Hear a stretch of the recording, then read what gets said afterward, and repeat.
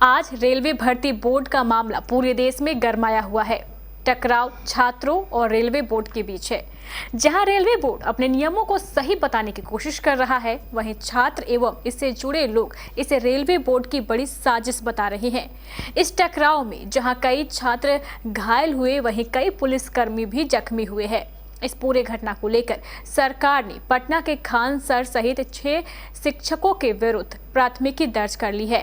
अब सरकार और छात्रों के बीच शिक्षकों की गिरफ्तारी को लेकर भी ठन गई है। यह पूरा मामला शुरू कहां से हुआ, इस मामले की जड़ क्या है और इसमें आगे क्या हो सकता है, ध्यान से देखिए केबीसी न्यूज की ये पूरी रिपोर्ट।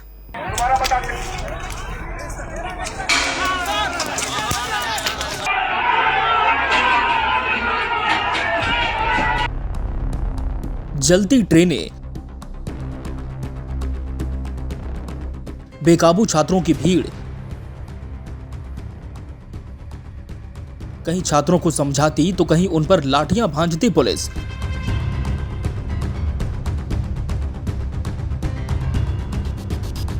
ऐसी ही तस्वीरें देश भर के अलग अलग हिस्सों से सामने आई। प्रतियोगी छात्रों के इस गुस्से और उबाल की तस्वीरों के पीछे एक पूरी कहानी है, जिसकी पटकथा आज से 3 साल पहले लिखी गई थी।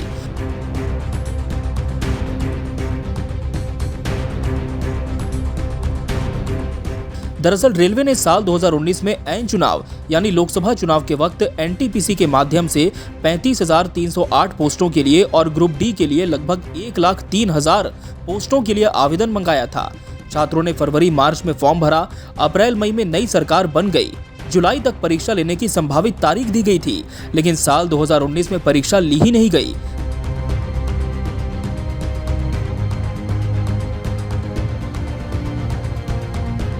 साल 2021 में परीक्षा हुई और साल 2022 में सीबीटी 1 एनटीपीएससी का रिजल्ट जारी किया गया।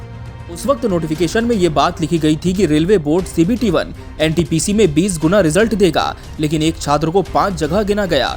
इससे ये तो हुआ कि छात्र को 20 गुना रिजल्ट दिया, मगर वास्तविकता में रेलवे बोर्ड ने मात्र 10 से 11 गुना रिजल्ट दिया था।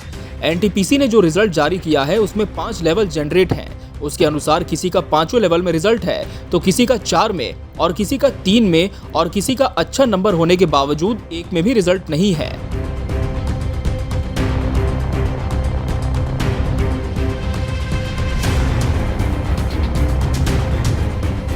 छात्र संगठन कटिहार में भी आरआरबी और एनटीपीसी परीक्षा की लेट लतीफी और नई परीक्षा नीति के विरोध में कटिहार स्टेशन पर प्रदर्शन हुआ।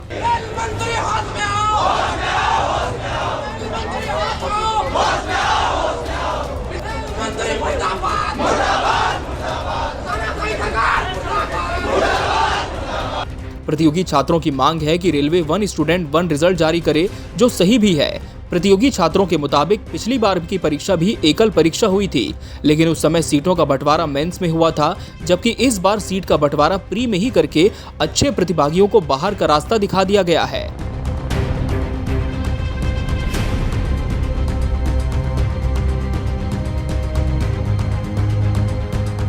छात्रों का आरोप है कि रेलवे के ऐसा करने के कारण परीक्षा देने वाले छात्र गुड्स गार्ड और स्टेशन मास्टर जैसे पदों के लिए क्वालिफाई नहीं कर सकते हैं।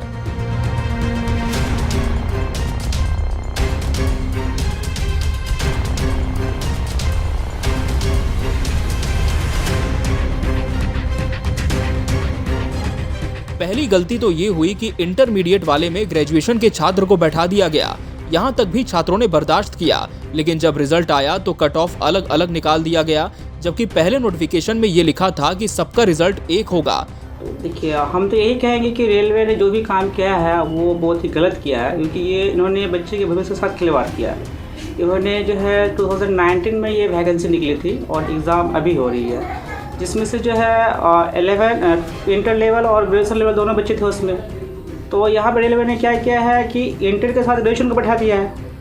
इससे क्या होता है, अगर घोड़ा के साथ अगर हम दौड़ाएंगे गाय को तो आगे कौन बढ़ेगा? घोड़ा ही ना आगे बढ़ेगा। तो ऐसा नहीं करना चाहिए था रेलवे को।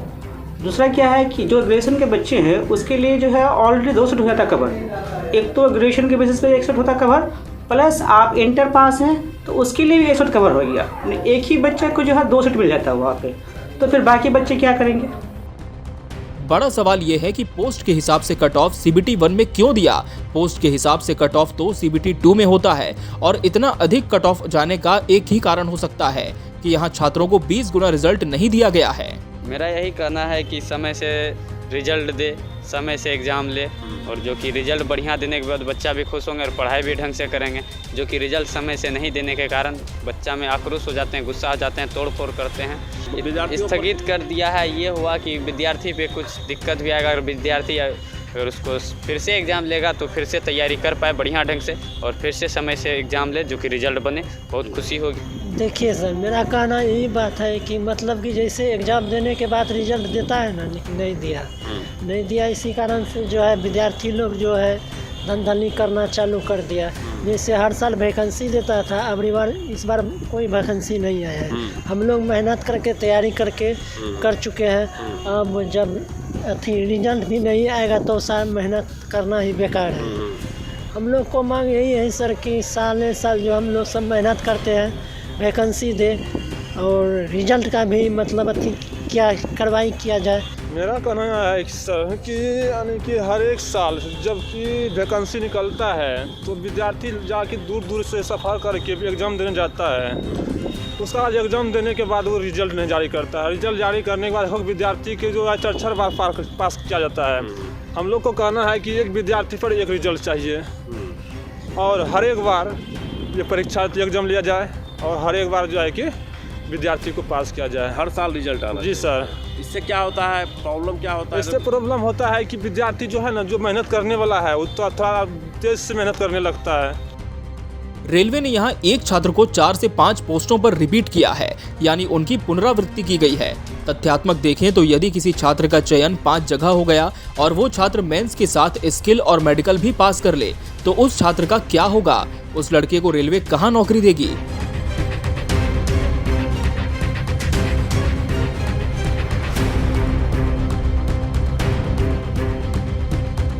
इस सवाल का जवाब अभी रेलवे ने स्पष्ट नहीं किया है।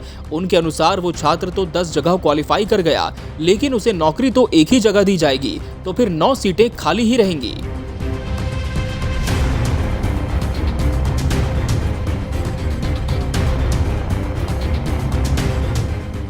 इस पूरे प्रदर्शन पर और रेलवे पर धांधली के आरोप पर रेल मंत्रालय ने प्रदर्शनकारी छात्रों को चेतावनी ही दी है। रेल मंत्रालय ने एक सार्वजनिक नोटिस में कहा है कि ये संज्ञान में आया है कि रेलवे की नौकरी के इच्छुक उम्मीदवार रेलवे पटरियों पर विरोध प्रदर्शन, ट्रेन संचालन में व्यवधान, रेलवे संपत्तियों को नुकसान पहुंचाने जैसी उपद्रवी और गैर कानूनी गतिविधियों में संलिप्त हुए हैं।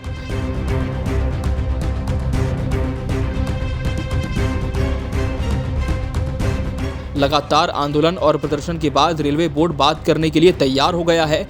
आंदोलनकारी छात्रों की मांग के मद्देनजर रेलवे ने एक कमेटी बनाने का फैसला लिया है। साथ ही रेल मंत्रालय ने गैर तकनीकी लोकप्रिय श्रेणियों RRB, NTPC और रेलवे रिक्रूटमेंट बोर्ड की लेवल 1 की परीक्षाओं पर ही रोक लगा दी है।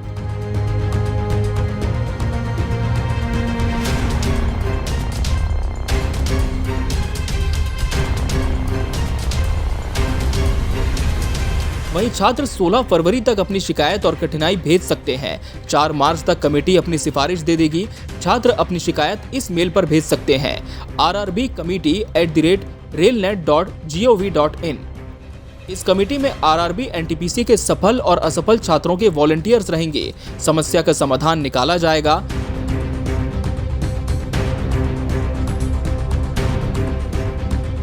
रेलवे का कहना है कि छात्र आंदोलन कर रेलवे का नुकसान ना करें, इसके लिए सबके हित में यह कदम उठाया गया है।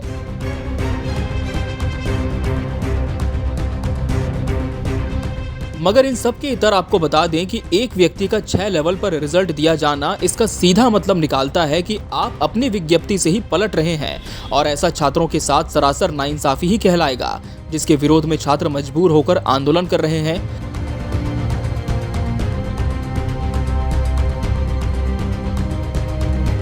आइए सुनते हैं इस पूरे मामले में कटिहार के छात्रों और शिक्षकों का क्या कहना है। ग्रुप डी और एनटीपीसी के एग्जाम के रिजल्ट आने के बाद विद्यार्थियों ने जबरदस्त हंगामा किया हुआ है। ऐसे में बिहार के अलावे अलग अलग राज्यों में भी इसका आक्रोश साफ तौर पर देखने को मिलता है। ग्रुप डी का एग्जाम ऐसा एग्जाम लिया जा रहा है जैसे लग रहा है कि STDM का बहाली लिया जा रहा है। और हम लोग बहुत बार ग्रुप डी का एग्ज़ाम दिए हैं और एग्ज़ाम फेस के रनिंग वनिंग हर चीज़ में एक्सीलेंट है। थोड़ा लेकर हम लोग थोड़ा चूक गए, अलग बात है। मगर इस बार जो ग्रुप डी का एग्ज़ाम लिया जा रहा है, आपको क्या बताया जाए कि जब क्लास एग्ज़ाम रूम में जाते हैं तो 15 लोग चेक करते हैं। 15 लोग ऐसे चेक कर रहे हैं जैसे लग रहा है कि हम लोग कोई आतंकवादी हैं। कमर में करधनी हटाइए, गला से चेन हटाइए, मोली सूता हटाइए, चंदन टीका हटाइए, बाल ऐसे खोल के देख रहे हैं जैसे लग रहा है कि माथा में कोई टाइम बम सेट करके रखे हैं। कान उन ऐसे लगता है कि मोबाइल मान के चलो तो बाहर रहे। एग्ज़ाम हॉल में सिर्फ एक कलम के अलावा, ब्लैक कलम के अलावा और कुछ नहीं ले जाए, ठीक है यहाँ तक। मगर एग्ज़ाम जो होता है मेंस, जैसे दरोगा का एग्ज़ाम होता है डबल एग्ज़ाम, अब इसमें भी डबल एग्ज़ाम लिया जा रहा है। पहले एक सिंगल एग्ज़ाम होता था, रिजल्ट भी आता था। अब हो गया कि आप पहले एग्ज़ाम दीजिए एक चरण में, फिर दूसरा चरण में एग्ज़ाम दीजिए, फिर आपको रनिंग होगा, फिर मेरिट लिस्ट पे आएगा। हम लोग तो जनरल में आते हैं, इससे भी हम लोग का हाई रैंक पर लिया जाता है। हंगामा हो रहा है सर ग्रुप डी का एग्ज़ाम लेके जी। एग्ज़ाम का रिजल्ट 3 साल के बाद ये होता है। उसका रिजल्ट समय पे दिया जाए। विद्यार्थी मेहनत करके एकदम तैयारी करता है, रिजल्ट का इंतज़ार करता है। इसीलिए जब हम लोग एग्ज़ाम देने जाते हैं तो फिर वहाँ जो होता है जैसे कि हाथ में कोई भी धागा हो या दनाडोर हो या गले में कोई तरह का शक्ति हो, ये सब खुलवा देते हैं। खुलवा के जूता खुलवा देते हैं, तब अंदर जाके हम लोग एग्ज़ाम देते हैं। मेहनत करके पढ़ते हैं तो रिजल्ट का इंतज़ार करते हैं और रिजल्ट थोड़ा लेट से आता है। सर ये बात तो है कि हंगामा कर रहा है, लेकिन ये चीज़ वो लोग गलत किए हैं जो भी किए हैं, लेकिन एक तरह से सही भी है क्योंकि जिस तरीके से हो रहा है तो स्टूडेंट के साथ ही ये सब चीज़ हो रहा है। जिस तरीके से देखा जाए तो कोरोना हर जगह है, लेकिन ये सब चीज़ ज़्यादा स्टूडेंट के साथ ही हो रहा है।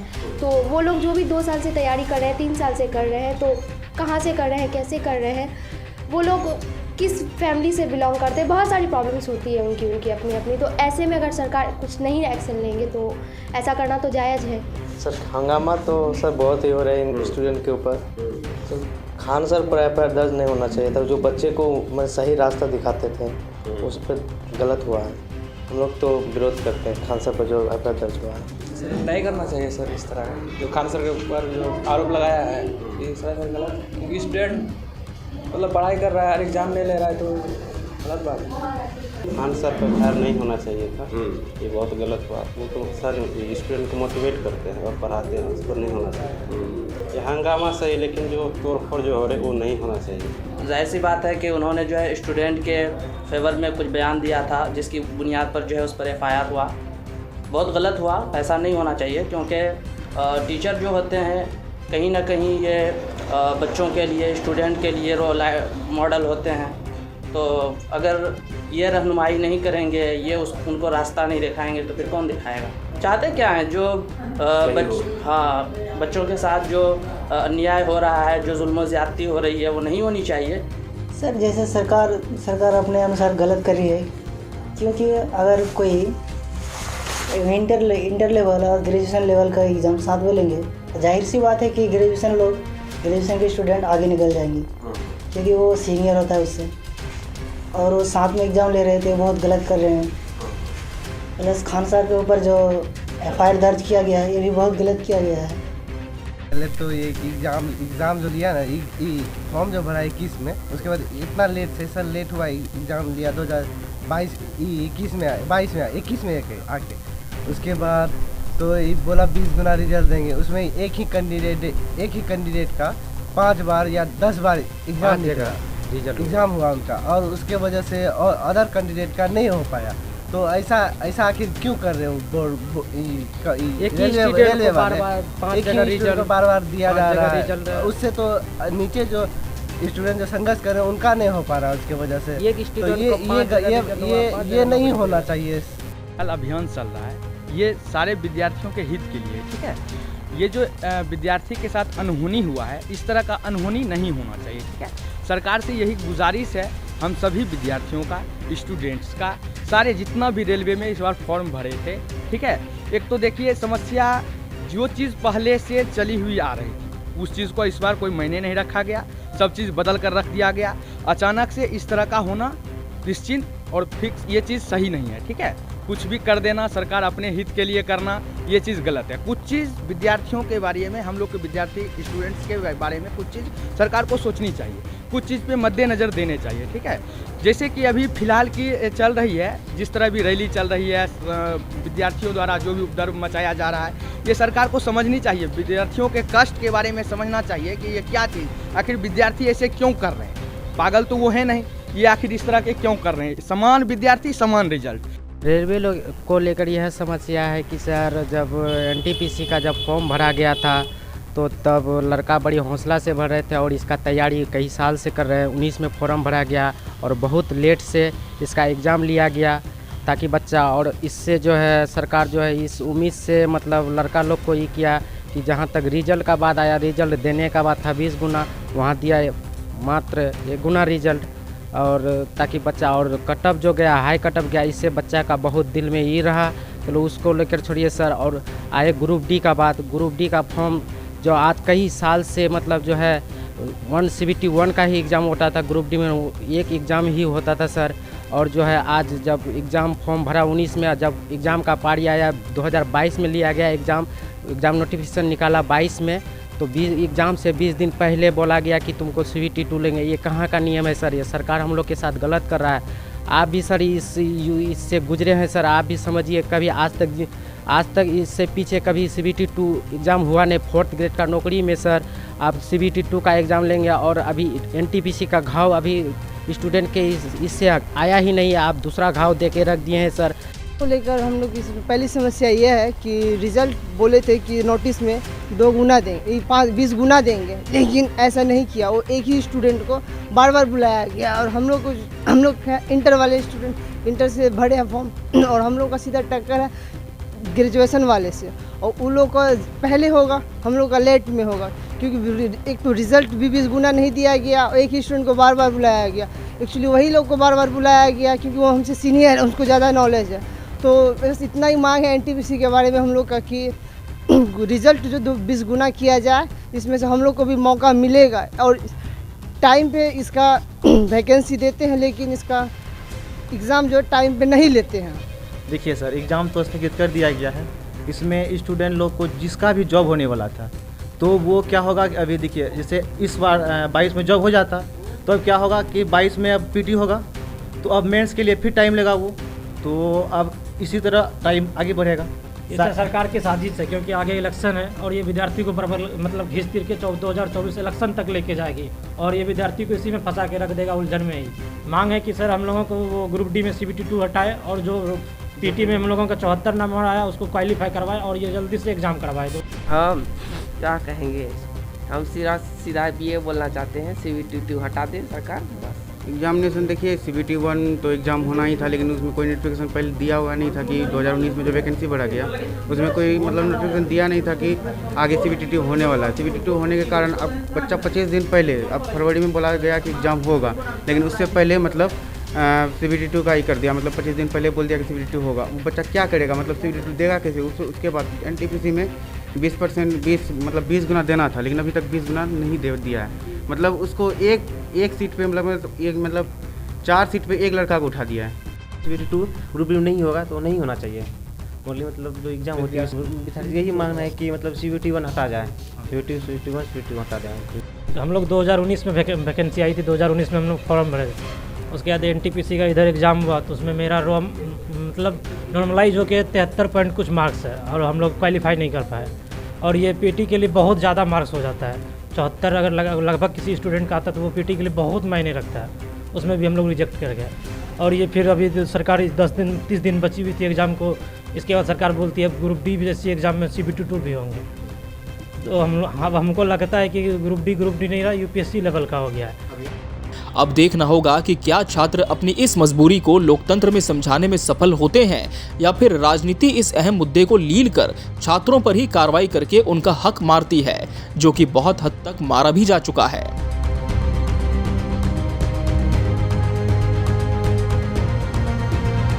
Bureau report, KBC news.